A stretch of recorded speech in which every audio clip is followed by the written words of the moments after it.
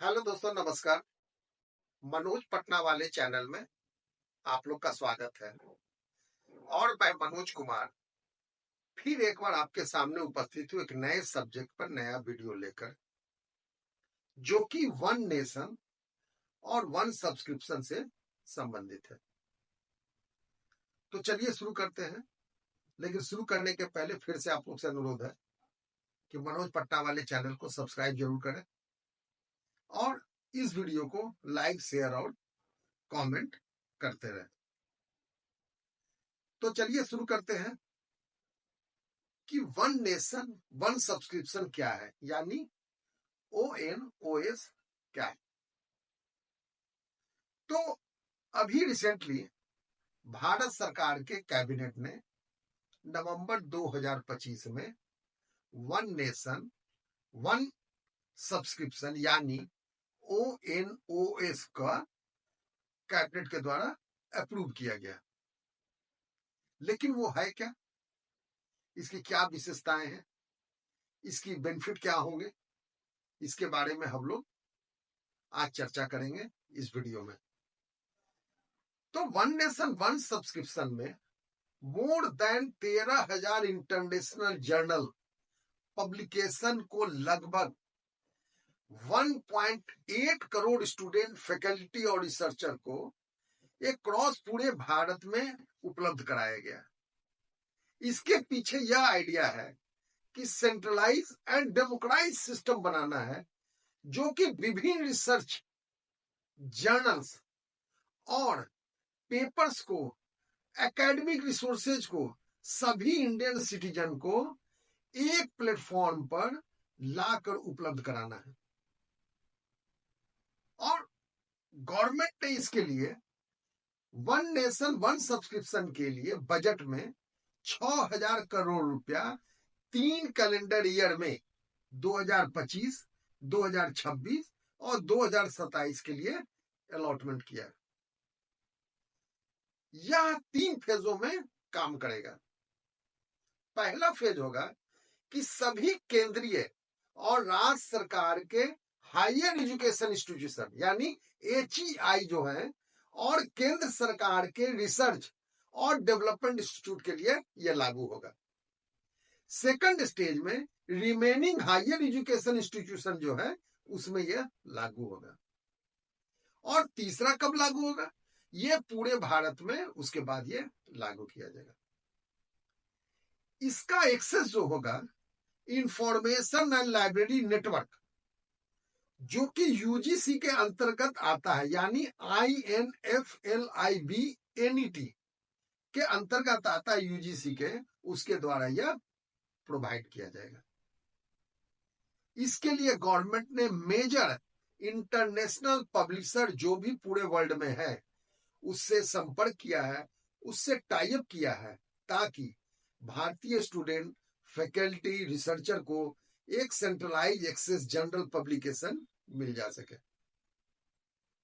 तो मेजर अब पब्लिकेशन कौन कौन है जिससे ऑलरेडी गवर्नमेंट टाई अप कर चुके हैं, जैसे है Elsevier Science Report, Springer Nature, IEEE IEL online complete, Wiley Blackwell Publishing है, टेलर एंड फ्रांसिस है, इंस्टीट्यूट ऑफ फिजिक्स है, अमेरिकन केमिकल सोसाइटी है, ऑक्सफोर्ड यूनिवर्सिटी प्रेस है। ये सब नामी है पूरे वर्ल्ड में। BMJ जर्नल हुए, प्रोजेक्ट म्यूज हुए, उसी तरह कैम्ब्रिज यूनिवर्सिटी प्रेस हुए।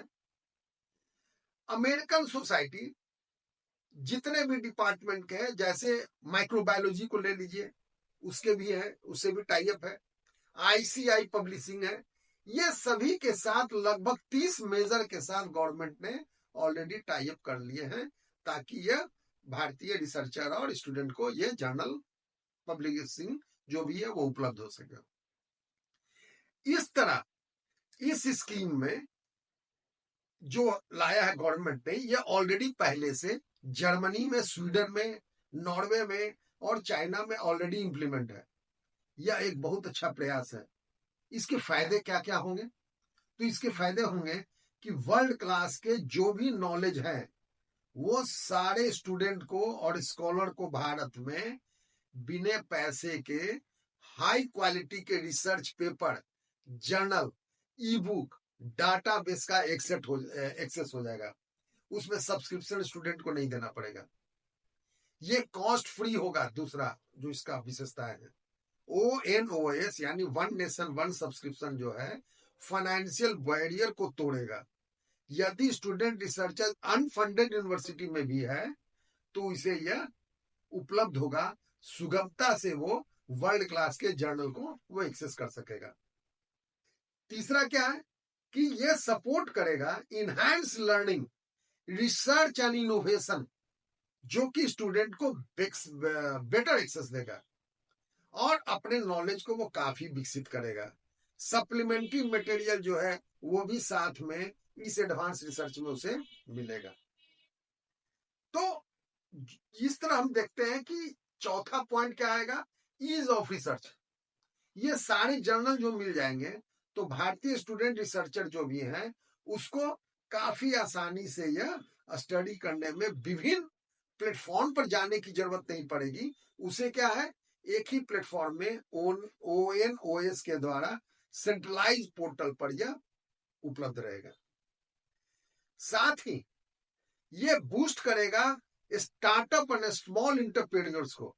जितने भी एंटरप्रेन्योर्स हैं जो कि स्टार्टअप शुरू करने वाले हैं उसे भी एक्सेस होगा पोर्टल में, जिससे कि वो इंटरनेशनल जो कटिंग एज है जो रिसर्च का वो पा जाएंगे in the field of technology, medicine, engineering आदि क्षेत्रों में, और नए प्रोडक्ट को वो ला सकते हैं स्टार्टअप के माध्यम से। छठा नंबर क्या है, बेनिफिट ऑफ लोकेशन। कोई भी स्टूडेंट रिसर्चर भारत में किसी भी कोने में हो उसे यह एक्सेस रहेगा फ्री ऑफ कॉस्ट ONOS का। लेकिन इसे लागू करने में कुछ कठिनाई भी आती है। कठिनाई क्या है, ऐसा नहीं कि उसे दूर नहीं किया जा सकता है, गवर्नमेंट उसमें प्रयासरत है। पहला क्या है कि हाई नेगोशिएशन कॉस्ट। सरकार को बड़े बड़े पब्लिकेशन के साथ, जो पब्लिक हाउस है, पब्लिशर हाउस है, उसके साथ नेगोशिएट करने में काफी खर्चे आते हैं। वो लोग बार्गेनिंग ज्यादा करते हैं। दूसरा क्या है कि कुछ पब्लिकेशन हाउस जो है वो हेजिटेट करते हैं कि वो एक्सेस दे कि नहीं दे, वो नहीं देना चाहते हैं। तीसरा क्या है कि इतने बड़े पैमाने पर ONOS जो लागू होगा इसके लिए बिल्कुल बहुत ही रोबस्ट लॉजिकल डिजिटल आपको सपोर्ट चाहिए, जिसके लिए भारत जो एक प्लेटफॉर्म बना रहा है वो रहेगा। इसे भी भारत दूर कर लेगा। अगर यदि ONOS सक्सेसफुली इंप्लीमेंट होता है तो ONOS में इतना पोटेंशियल है कि पूरे भारत के रिसर्च और एकेडमिक के बहुत बड़ा ट्रांसफॉर्मेशन हो जाएगा और भारत को नॉलेज के क्षेत्र में फिर से ग्लोबल लीडर बना देगा। पहले आपको याद होगा जिस तरह से नालंदा यूनिवर्सिटी था कि सारे देश विदेश के लोग आके वहां पढ़ते थे, उसी तरह ONOS अगर लागू हो जाता है तो देश विदेश के जितने भी पब्लिकेशन है, रिसर्चर है, वो सारे का एक्सेस हो जाएगा। ये बहुत बड़ा फायदा करेगा भारतीय स्टूडेंट को।